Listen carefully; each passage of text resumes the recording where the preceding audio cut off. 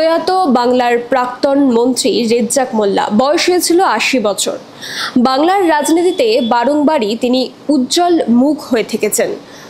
তবে তার এই রাজনৈতিক জীবনে শুরুটা বামপন্থী রাজনীতির হাত ধরে হলেও পরবর্তীকালে ২০১৬ সালে তিনি তৃণমূল কংগ্রেসে যোগদান করেন। এই মুহূর্তে আমাদের সঙ্গে রয়েছেন বাম নেতা রবীন দেব। স্যার, রেজ্জাক মোল্লা প্রয়াত হয়েছেন, আপনাদের সময়কার তিনি একজন কর্মী ছিলেন, কি বলবেন?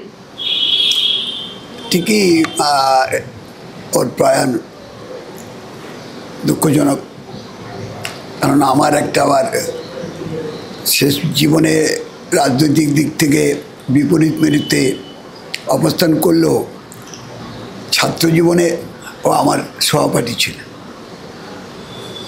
আমার থেকে বয়সে 4 বছরের বড়, কিন্তু ল কলেজে পড়ার সূত্রে আমরা একই সোমনাথ ল কলেজের ছাত্র, একই সাথে কাজ করেছি।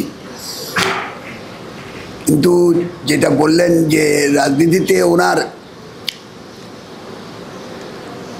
এত গুণ থাকা সত্ত্বেও উনি অস্থির ছিলেন। কারণ উনি প্রথম রাজনীতি শুরু করেন 1968 সালে। এই রাজ্যে কংগ্রেস পিডিএফ কোয়ালিশন মিনিস্ট্রি হয়েছিল, তার একজন মন্ত্রী ছিলেন আমির আলী মোল্লা, তিনি ভাঙড় থেকে এমএলএ হয়েছেন। বাংলা কংগ্রেস করতেন, বাংলা কংগ্রেস থেকে পরে দলত্যাগ করে গিয়ে প্রফুল্ল ঘোষের নেতৃত্বে মন্ত্রিসভায় যোগ দিয়েছিলেন। তার সিএ ছিলেন। তার রাজনীতি শুরু আমির আলী মোল্লার সিএ হিসাবে। পরবর্তীকালে তিনি 1971 সালে ওই ভাঙড় কেন্দ্রে সিপিআইএমের প্রার্থী হন। মুসলিম লীগের প্রার্থী একে হাসানুজ্জামানের কাছে পরাজিত হয়েছে। 72 সালে আবার প্রতিদ্বন্দ্বিতা করেন। ওই জালিয়াতি নির্বাচনের মধ্যেও তিনি জয়ী হয়েছিলেন, যদিও তখন আমাদের যে 14 জন নির্বাচিত হয়েছিল 5 বছর তারা বিধানসভায় যাননি, রেজ্জাক মোল্লা যাননি। এরপরে 77 সাল থেকে 2016 পর্যন্ত, 77 থেকে তখন কেন্দ্র পরিবর্তন হয়ে সেটা হয় ক্যানিং পূর্ব। এই ক্যানিং পূর্বতে তিনি আমৃত্যু 2016 সালে পর্যন্ত নির্বাচিত হয়েছেন। উনি একবারই পরাজিত হয়েছিলেন 1971 সালে। এরপরে নির্বাচন যতবার দাঁড়িয়েছেন জিতেছেন। তিনি সোমনাথ ল কলেজের ছাত্র ছিলেন, কারমাইকেল হোস্টেলে থেকে পড়াশোনা করতেন। স্বাভাবিকভাবেই আমি সোমনাথ ল কলেজ ইউনিয়নের প্রেসিডেন্ট ছিলাম। আমার সাথে এসএফআই করেছে এবং রাজনৈতিক দল হিসাবে ভারতের কমিউনিস্ট পার্টির মার্ক্সবাদীর সেখানেও রাজ্য কমিটির সদস্য, আমিও রাজ্য কমিটির সদস্য, উনিও রাজ্য কমিটির সদস্য হিসাবে কাজ করেছেন। আর 82 সাল থেকে তিনি একটানা মন্ত্রিত্ব করেছেন। প্রথম সুন্দরবন উন্নয়ন দপ্তরের রাষ্ট্রমন্ত্রী, তারপরে সুন্দরবন উন্নয়নের সাথে পরিকল্পনা দপ্তর যুক্ত হয়, তারপরে সুন্দরবন উন্নয়ন দপ্তর এবং খাদ্য প্রক্রিয়াকরণ দপ্তরের পূর্ণমন্ত্রী হন। পরবর্তীকালে তিনি ভূমি সংস্কার দপ্তরের পূর্ণমন্ত্রী হিসাবে ফাংশন করেছেন। 2011 সালেও তিনি জয়ী হয়েছিলেন। 11 থেকে 16 এই সময়টা তিনি সূর্যকান্ত মিশ্রর নেতৃত্বে যে বিরোধী দল সেখানেই কাজ করেছেন। কিন্তু আনফর্চুনেটলি তিনি 16 সালে গিয়ে তৃণমূল দলে যোগ দিয়ে ওখানে আবার মন্ত্রী হয়েছেন। এই রাজনীতিতে এখন একবার এদিক একবার ওদিক, কবি ইদার কবি ওদার, এইটা তার যে রাজনৈতিক দৃঢ়তা ছিল, তার যে অনেক সময় মানুষের মধ্যে গ্রহণযোগ্যতা ছিল, তিনি একটা গামছা গলায় দিয়ে চাষির বেটা বলতেন, এর সাথে তার কাজের কিছুটা ফারাক তৈরি হয়ে গেছে, কথায় আর কাজে। উনি যখন যোগ দিলেন তৃণমূল কংগ্রেসে, আপনারা এতগুলো বছর একসাথে কাজ করেছেন, তো কোথাও গিয়ে কি তার প্রতি একটা যে ভাবমূর্তি সেটা কোথাও গিয়ে খারাপ হয়েছিল? উনি মাঝে মাঝেই আলতপ্পা কথা বলতেন, কিছু কথা বলেছেন, তার কিছু আজকেও ফেসবুকে অনেকগুলি তার বিবৃত বিশেষণ পোস্ট করা হয়েছে অনেক জায়গায়, সেগুলি আমি আজকের দিনে উদ্ধৃত করছি না। কিন্তু আমি এটুকু বলতে পারি যে রাজনীতিতে এই যে অস্থিরমতি, যে কথাটা বললাম, অস্থিরতা ছিল মনের মধ্যে, যখন যেটা মনে হয়েছে আলটপ্পা বলে দিলেন। এটা বিশেষ করে বামপন্থী রাজনীতি, যারা বৈজ্ঞানিক সমাজতন্ত্র মতবাদ নিয়ে রাজনীতি করে, তাদের কাছে এটা স্বাভাবিকতা নয়, এটা অস্বাভাবিক। কারণ আপনাকে যৌথ সিদ্ধান্ত মেনে চলতে হবে, ব্যক্তি সমষ্টির মধ্যে, সমষ্টির ঊর্ধ্বে নয়। কোনো একটা সিদ্ধান্ত হলে, সেই সিদ্ধান্ত ভালো হলে সবাই শরিক হবেন, আর সেই সিদ্ধান্তটা যদি সফল না হয় তাহলে তা থেকে আপনি নিজেকে আলাদা করে দেখবেন। এইটা রাজনীতি না। সেই কারণে সেই জন্যই বলে যে সবসময় হচ্ছে যে victory has got so many parents, defeat only orphan. জয়ী তার অনেক দাবিদার থাকে, আর পরাজিত তিনি হয়ে যান অরফান।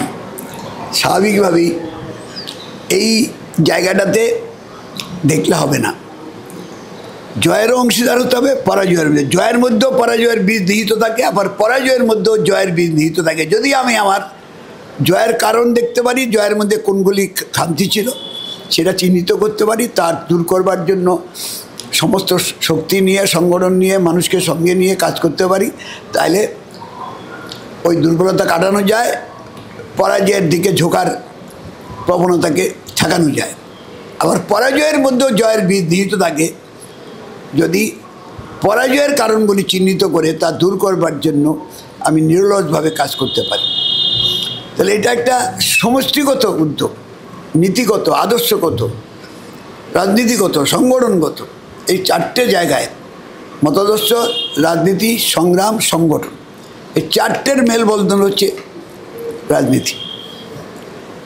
এই সেই জায়গাটা থেকে অনেক সময় রেজ্জাক মোল্লা তার যা গ্রহণযোগ্যতা, তার বাইরে যে একটা চিত্র ফুটে উঠেছিল, সেটা উনি যত্ন সযত্নে যদি চর্চা করে যেতেন, ওটাকেই অবলম্বন করতেন, তাহলে বোধহয় আরও ভালো হতো। আর আরেকটা কথা এখানে বলা উচিত, পশ্চিমবাংলায় এই যে 2000 আমি শুরু করলাম, উনি শুরুতে 68 সালে 36 দিনের মন্ত্রী ছিলেন, আমির আলী মোল্লা তার সিএ ছিলেন, কিন্তু তিনি দক্ষিণপন্থা থেকে নিজেকে সরিয়ে এনে বামপন্থার দিকে যুক্ত হয়ে, এবং বামপন্থী দল তাকে যথাযথ মর্যাদা দিয়েছে। 71-এ দাঁড় করিয়েছে, 72-এ দাঁড় করিয়েছে, 77 থেকে 2011 পর্যন্ত তিনি প্রার্থী ছিলেন, এরা 2016 পর্যন্ত কন্টিনিউ করেছেন এবং নির্বাচিত হয়েছেন। 1982 সাল থেকে 2011 সাল পর্যন্ত তিনি মন্ত্রী ছিলেন, 29 বছর মন্ত্রী, সাধারণ ব্যাপার নয়। তো এইগুলি তো করেছে, তাহলে যে রাজনৈতিক দল এতটা আমাকে জায়গা করে দিল, আদেশ করে দিল, আমার গুণাবলী আছে সেগুলিকে ব্যবহার করার সুযোগ দিল, সেই রাজনৈতিক দলের প্রতি আমার কৃতজ্ঞতা থাকবে না? আমার আস্থা থাকবে না? বিশ্বাসযোগ্যতা থাকবে না? এটা হচ্ছে বিশ্বাস করা আর বিশ্বাস ভঙ্গ করা, এই দুই জায়গায় আছে। আমার এটার আরেকটা গতি পেয়েছে এই পশ্চিমবাংলার রাজনীতিতে, সেটা হচ্ছে তৃণমূল দলের জন্য। এরাই হচ্ছে ভাঙা গড়াটা এই রাজ্যের সামনে নিয়ে এসছে, দল বদলটা। এর আগে একবার হয়েছিল 67-69-এ, তারপরে 77 থেকে দেখবেন 2011 পর্যন্ত এ দল ও দল পশ্চিমবাংলায় হয়নি, কারণ বামফ্রন্টের কাউকে অন্য দল থেকে ভাঙিয়ে আনার প্রয়োজন হয়নি, কিন্তু তৃণমূলের খাই এত আসনে জেতার পরেও যাদের সাথে বোঝাপড়া করো তার দলও ভাঙিয়ে নিয়েছে। একবার রাজ্যসভার ভোট হয়েছিল, কংগ্রেস আর তৃণমূলের বোঝাপড়া হলো, দিব্য ভট্টাচার্যকে সঙ্গে নিয়ে বোঝাপড়া হলো, কিন্তু সেই যেদিন ভোট হলো সেদিনই হচ্ছে গৌতম দাসকে ভাঙিয়ে নিয়ে চলে এলো, কংগ্রেস থেকে তৃণমূলে চোখ করিয়ে দিল। এমনি রেজ্জাক মোল্লা জানে, তার বক্তব্য, তার সম্পর্কে অনেক কটূক্তি করেছেন। আজকে বিবৃতি দিলেন শ্রীমতী মমতা ব্যানার্জি তার প্রশংসা করে, কিন্তু তিনিও কটূক্তি করেছেন। যখন বামফ্রন্টে ছিল, বামফ্রন্টে যে ভাষায় যে বিশেষণ বামফ্রন্টের বিরুদ্ধে ব্যবহার করেছে, সেটা তো রেজ্জাক মোল্লাও তার অংশীদার। জ্যোতি বসু মুখ্যমন্ত্রী হতে পারেন, বুদ্ধদেব ভট্টাচার্য মুখ্যমন্ত্রী হতে পারেন, এটা তো সমষ্টিগত। বামফ্রন্টের মন্ত্রিসভার কাজ হচ্ছে যৌথ কার্যক্রম, ব্যক্তিগত না। একটাই পোস্ট আর বাকিগুলি ল্যাম্প পোস্ট, এটা কোনোদিন বামফ্রন্ট মনে করেনি। সুতরাং এইখানে যে দলত্যাগ, এক দল থেকে এই দল, এই দল থেকে এই দল, আজকে এই দল, কালকে এই দল, এইগুলি একটা ছোঁয়াছে। এই যে ওই ডাক্তারদের আন্দোলনের সময় ব্যবহার করছিল না, সাহসটা, ভয়টা যেমন ছোঁয়াছে, সাহসটাও ছোঁয়াছে। তো এইরকম দলত্যাগ, নীতিহীনতা, এগুলি নীতি, ন্যায় নীতি বিসর্জন দেওয়া, একটা না একটা রাজনীতিকে আঁকড়ে থাকা, একটা আদর্শকে কাম হোয়াট মে, যা কিছুই আসুক না গেল, আমি আমার আদর্শের প্রতি আঁকড়ে থাকব। আদর্শ আঁকড়ে থাকলে, নীতি আঁকড়ে থাকলে ফল পাওয়া যায়, অত হাতে গরম নয়, আখেরে।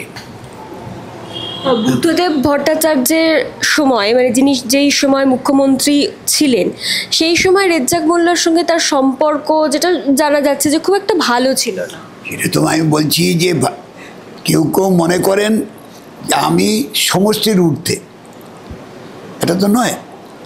সেই জন্য তো বললাম যে আমি একটুকুই বলেছি, আজকের দিনে তার জীবনাবসান হচ্ছে বেলা 12টার সময়, 80 বছর বয়সে। আমারও সহকর্মী ছিলেন, রাজনীতিতেও সহকর্মী ছিলেন, আবার কলেজেও, আইন কলেজে আমার সহপাঠী ছিলেন। সুতরাং এখানে আজকে বেশি কথা বলতে চাই না, শুধু এইটুকু বলছি যে ওর কাজ করার ক্ষমতা ছিল, মানুষের মন জয় করার ক্ষমতা ছিল, কিন্তু ধারাবাহিকতার অভাব, মাঝে মাঝে আলটপকা মন্তব্য, এগুলি না করলে বোধহয় ভালো করতেন। এবং জীবনের শেষ সময়টা, একবারে শেষ এক বছর উনি যেভাবে কষ্ট পেয়েছেন, এটা খুবই পরিতাপের বিষয়। কোনো মুহূর্ত এমন মনে পড়ে যে সময় আপনারা একসঙ্গে কাজ করতেন? বললাম তো, আমি তো বললাম যে কিছু খুব সেরা মুহূর্ত, একসাথে কাজ করেছি ল কলেজে। ওনার কথা, উনি খুব রসাত্মক কথা ব্যবহার করতে পারতেন। আমার এখন মনে আছে, আমি সোমনাথ কলেজের সামনে এমনি বসে আছি, একটা ব্যাপারে ওর সাথে আমার বিতর্ক হয়েছিল। তখন উনি ট্রামে উঠে যাচ্ছেন, আর গিয়ে বলছে, I am not with HSP। তখন থমকে গেলাম, কি বললেন? তখন পরে আমি অনেক ভেবেছি কয়েকদিন, তারপরে এক সপ্তাহ পরে দেখা হলো। আমি বললাম, রেজ্জাক ভাই, ওই যে কালকে ট্রামে উঠে হঠাৎ যে হাত নাড়তে নাড়তে বললে I am not with HSP, কথাটার মানে কি? তখন বললেন, তুমি কোনো কথা যদি মনে কি দ্বিধা রেখে গেলে চলে, দ্বিধান্বিত কথা আমি বিশ্বাস করি না, এই জন্য আমি HSP বলেছি। আমি HSP মানে কি? বলে HSP মানে হাফ হার্টেড পলিসি।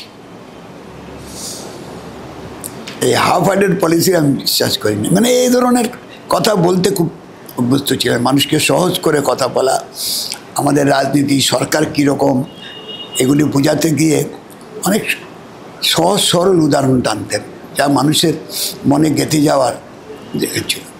আবার যেটি বললাম, কিছু বিরূপ মন্তব্য করতেন, যেগুলি উনি হয়তো তাৎক্ষণিক উপলব্ধি করতেন না এটার প্রতিক্রিয়া কী হতে পারে, কিন্তু করেছেন। এই যে বুদ্ধদেব ভট্টাচার্যের সাথে বলেন সম্পর্ক, এরকম কথা বলেছেন, কিন্তু পরে উপলব্ধি করেছেন। এবং পরে জীবনে নিশ্চয়ই তিনি উপলব্ধি করেছেন যে জ্যোতি বসু, বুদ্ধদেব ভট্টাচার্য আর মমতা ব্যানার্জির মধ্যে পার্থক্যটা নিশ্চয়ই উপলব্ধি করেছেন, এটা আমি আশা করি। কিন্তু তার এই যে বার্ধক্য বয়সে যে সময় তিনি ভুগছিলেন, তিনি এটাও বলেছেন যে আমার বামেদের সময়কার লোকেরা আমার খোঁজ খবর নেয়, কিন্তু এই শাসক দলের কেউ, তখন কিন্তু তিনি তৃণমূলে রয়েছেন। দক্ষিণপন্থা মানি তাই। কাস্তে কবি দীনেশ দাস ওই কবিতাটা ব্রিটিশ আমলে লিখেছিলেন, দক্ষিণ দিক যত ইঙ্গিত দিক, দক্ষিণ হাওয়া দিক যত হাতছানি, ওপরতে হবে জানি রাহা জানি। হাতছানি আসলে রাহা জানি। উল্টো সড়কে চলো ঠিক নির্ভীক, দক্ষিণ পথে মিলেও যদি দক্ষিণা, ভেবে দেখো সেই পথ ঠিক কিনা। বন্ধু তোমার পথ নয় দক্ষিণে, বাম পথ নিও চিনে। ওটা যদি উনি মনে রাখতেন সবটা, উনি পড়েছেন কবিতাটা, অনেক সময় বলে হচ্ছেন যে জীবনের শেষ দিন পর্যন্ত রক্তে মাংসে মিশিয়ে রাখতেন, তাহলে ওই দক্ষিণপন্থার সাথে বামপন্থার যে শেষ মুহূর্তের দিনগুলি, পার্থক্যটা এটা নিজের চোখে দেখতে হতো। ভালো থাক, মানে তার মৃত্যুতে শোক প্রকাশ করছি। তার ছেলে মেয়ে যারা আছে তাদের এই দুঃখের অংশ নিচ্ছি।